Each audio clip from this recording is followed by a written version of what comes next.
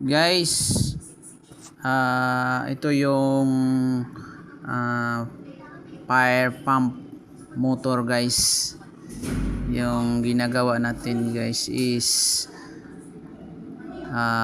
nilagyan natin ng packing cell guys. Ang klase na pump na ito ay vertical pump ito guys, ng fire pump guys. So yung ano ito, leaking ito guys, ito nilagyan ng packing seal. Yan guys, ito yon, packing seal guys. Tapos yung pagkakat is ano guys, diagonal ang pagkat ng packing seal.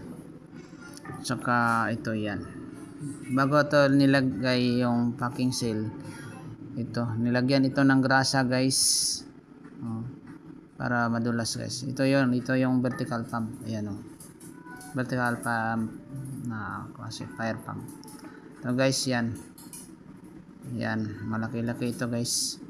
Ito yung guys, ito yung klaseng gasket niya guys. Ito packing seal ang tawag dyan guys. Yan yan dyan yung nilalagay yung guys, yung pang-lock ng packing seal guys. Yan